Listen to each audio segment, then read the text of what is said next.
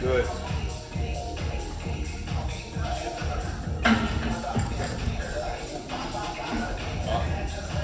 All right, next one's 100.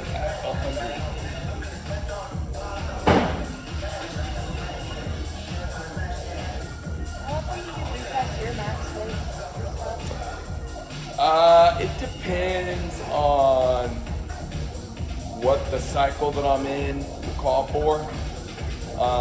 Usually when I do a cycle, it's like an 8 to 10 week cycle, and then test after, and then I'll take whatever amount of time off from that lift for a little bit before getting back into it. But usually I'll time those cycles, kind of like what's happening right now. I'll time those cycles to where it's right before something, right? Where it's like, okay, I'm probably not going to be doing much strength work going forward, so I'll time it to finish that right when I'm getting into that next part. So that way it's like I'm carrying that strength forward with me, and I'm going to be doing enough stuff where it's like I may not lose a lot, but I may not be able to hit the same one rep. But for me, I always did better like in competition or like qualifiers if I had to do a max, because you're so like amped up for it versus like in the gym that day. Like in the gym that day, it's set up where it's like, okay, let's go find a 1 rep max, and you just don't feel very like lifted or whatever. So it's like, it's good to do those, but like I always did my best when I had like a competition to like, the adrenaline amping me up at that, right? Wait. No, eventually you're gonna hit a point where you're just gonna hit a threshold. Where it's like, okay, like I'm right there. Like, and you can even do it, like, if you could be on a cycle to where you do it, like, so next week you're gonna test, you could not hit a max and then come back the next week and hit that max. It's all about that day. Like whatever day that is. So you're setting, but the idea is these cycles, they set you up to find a new PR, especially if it's been a while. So, all right, just 1 rep here, okay?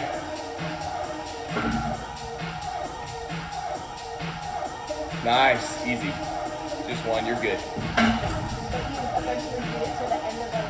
Yeah, like you're gonna get to a point where it's just like, all right, that's kind of as far as I can go. Like, I'm not gonna just keep going. So then eventually, like, it's like keeping it close to that for as long as you can.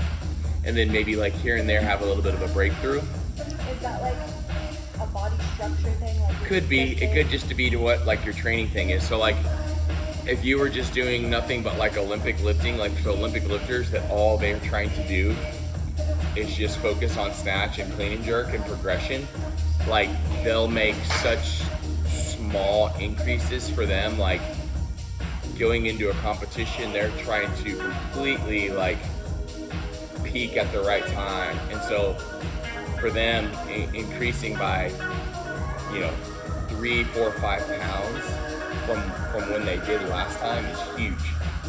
And not only for them, it's not only about one lift, they have to focus on both snatch and clean and jerk. So sometimes they'll have a good meet where they'll snatch really well and then they'll clean and jerk like crap, or vice versa. It's putting both of those together where they're maximizing their total between the two. So, but for like people that CrossFit, it's like, okay, bump up one thing where it's like, okay, my lift at this is gonna be perfectly fine. I may not win like first, but I'm gonna be like on the upper end of, I'm gonna be on the upper end of that lift, right? Versus, okay, I'm actually on the lower end of this other one, so I've gotta spend maybe a little bit more time on that lift, and even if I sacrifice a little bit on the one that I'm really good at, I'm okay because I'm still in the upper part of that. I got to bring this one up a little bit. So it's like focusing on the things that's what's interesting about CrossFit. You've got to like minimize how much weaknesses you have. You've got to minimize the weaknesses. You got to minimize your weaknesses. Yeah, that's good. Like completely minimize your weaknesses. So that and then the other piece of it is that depending on the comp, depending on the workouts, some workouts benefit you, depending on what it is that time. Those workouts benefit you. Yeah, 5 again.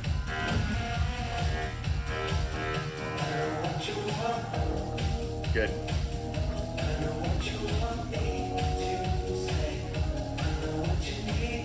Good. Awesome. Like it could just completely line up for you, that competition. Where it's like, those were just really good workouts for me. Where if you'd have done this type of workout and I avoided that, great. Like I hate the movement. There's a movement called a pistol where you do a single leg squat. I've never been really good about that.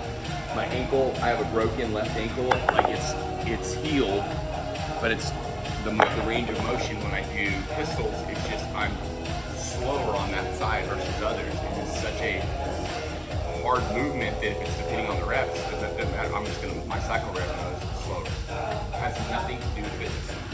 Zero to do with fitness. It has everything to do with my ability to stabilize on that one leg. And if those are in there, it's like, hopefully there's something else really good for me in that workout, or else I'm just screwed, At the games in 22, there was a workout, kind of a sprint one, and it was like pegboards, 15 handstand push-ups, a bunch of double unders, GHD sit-ups, pistols, and then handstand walk up this ramp.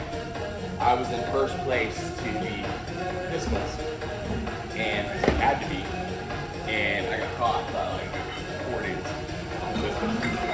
And then I had to catch back up after that. So luckily there was enough good movements in there opposite of that to where it kept me close enough, but then I lost it on the pistols. And just not because I couldn't do them, just because I couldn't do, every time I got to my left leg, I'd be a little bit slower. My right leg down, my left leg, I'd have to stabilize and go. So it's frustrating. Does it collapse on you? It's just finding a balance point where I feel like I balance, or I just feel like I'm unstable. All right, 3 reps.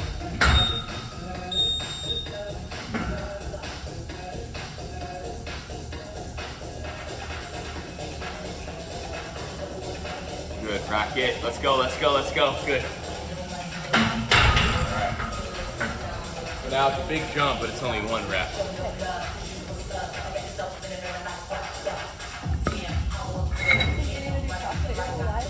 Yeah, and in some capacity, yeah, I think so.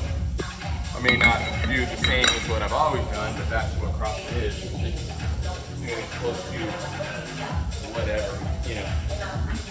Style. And I have done it. I mean, I've done it since 2007 when I started. It's almost been 20 years. It's 19 years of CrossFit. So if I've made it this long. You don't feel like you've learned everything? You can still work on stuff? Oh, yeah. I mean, I know how to do everything. There isn't something that I haven't learned to do yet, unless they throw out something that's like super odd. Like, hey, do a back, like, let's do backflips now. It's like, okay, well, I'm not, that's, no offense, I don't even know how to do a backflip, you know? Maybe 10 years ago, if they're like, there's gonna be backflips at the CrossFit Games, well, I'm gonna start learning how to do backflips, you know? You don't feel bored of it? I wouldn't say bored. I would say some days I'm not as motivated, and that's just probably more life than it is like CrossFit. That's me just like, because I've done it so long that it's like, you know, like there's days where, you know, you get bored with your job, you get bored with like how things are going at home. Like that's just like human nature. So it has nothing to do with the actual thing. It's just more human nature, just not as motivated. So, but that's where it's different in the sense of like having the understanding that not every workout every day is supposed to feel a certain way. Like it's not always supposed to be like, oh, this feels great. Because if that's the case, then everyone would work out all the time, and we wouldn't have the problems that we have. That's the difference. Is people feel like crap. They don't eat or sleep very well. They're not motivated, and so when they're not motivated, they just don't go work out. And then they get not motivated for a long enough time, then they go away from the gym, and the next thing you know, they haven't been there in a year. So, all right, last rep. Last one. Here we go, last one. One rep, let's go. Nothing to it. What was your last max? No, one rep. Okay. Yeah, that's cool. Probably 120 to 125 next week, based off of the way that 110 just went.